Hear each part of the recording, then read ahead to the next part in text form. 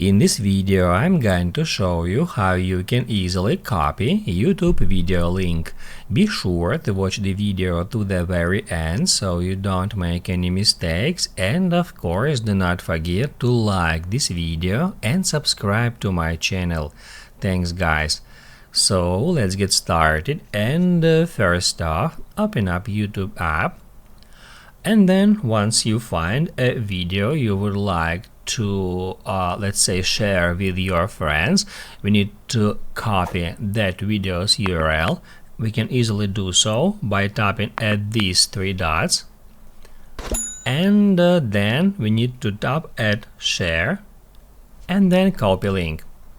Also, we can copy the URL of a particular video from that video's watch page. We can do it right from here. If we tap at share, we'll be able to copy that video's URL, and also we can do the same thing from the full screen mode.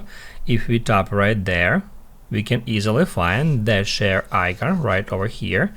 If we tap on it, we'll be also able to copy that video's URL.